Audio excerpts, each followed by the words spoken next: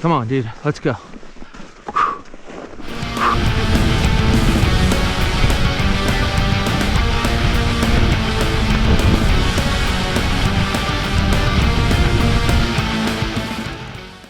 What's up, everyone? Welcome back to One Track Mind. Well, we're whittling down the list. We're into my top 2 lines of 2023. And as I sit here in my garage talking to my phone like a complete kook, it's almost 1 year to the date from when I actually skied today's line. It's kind of funny in a way and kind of sad, because as I look outside, it's about 60 degrees and the snowpack is melting fast. Anyway, this line is in a zone that I've shared in previous episodes and lies in one of my favorite places in the Sierra Nevada. So without further ado, let's get into this story. It had been a long and busy winter for me, between non-stop snow removal, trips back and forth to Nevada, directing and producing the Mountain State Project, organizing film shoots for the Blank Collective, and working on other side projects. I was beginning to feel burnt out. I literally hadn't skied more than a dozen days for myself. There was always a camera or other tasks at hand. On this day though, there was no cameras, which meant no stress about getting the perfect shot, no stress of perfect light. It was all about ripping laps and having fun with the homies. I met up with my friend Bernie Rosso and his buddy Teddy Ra. And as I mentioned before, we had no cinematographer, so I don't have a lot of supporting footage to tell this story. And with that, let's get into the action. It was a beauty day in late March, and the zone was filled in more than I'd ever seen it before. Bernie and I went straight for the classic warm-up line, which is a steep exposed entrance into a high-speed run-out. We peered over the edge, and after discussing a few options, Bernie kicked off the session with this classic line.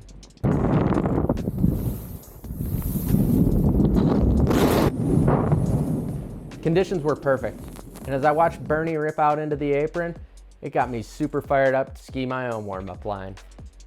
Rip it up, my man. Have fun. Woo! This line is totally my style. A few high-speed airs, fast and straight. It's no wonder I love this zone.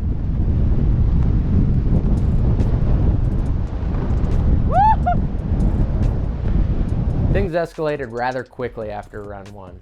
And as we went back up for our second lines, I chose to ski a line that closes out with a big air to pinpoint landing.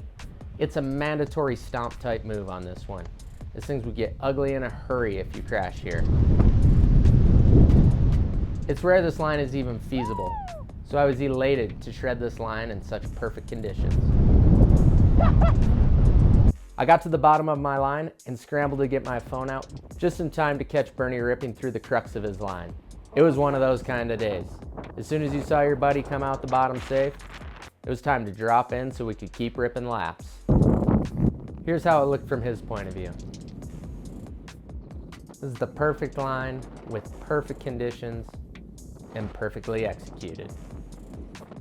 Things continued to ramp up as we worked our way across the face.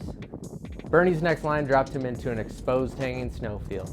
I love the visual on this line, as you drop in with the massive cliff on your left side, and then you come down and have these massive spires towering above you. This line is rad. I found myself standing on top of a line that I've never seen filled in before. It's crazy to think I've been skiing in this zone for 20 years now, and it's even crazier to think that with the right winter, I'm still finding new lines to ski. All in all, this line's pretty straightforward. With a steep entrance to a double step exit out onto the apron, it wasn't too hard to manage.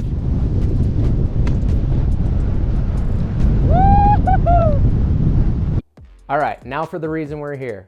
My second favorite line from last season. It's steep, it's exposed, and it's spicy. It's also a line that I've never seen skiable in this way before. When I inspected this line from the bottom, I thought I had a decent sized landing area off the first air. It's hard to see from this angle, but I land on rocks off the top air. And by the time I recover, the only option is to point it straight out the bottom choke. All right, let's take a look at the POV. You can see as I come into this first air how blind the takeoff is. As I come off this air, I have a split second to react. I pull it together just in time to point it through the pinch at the exit.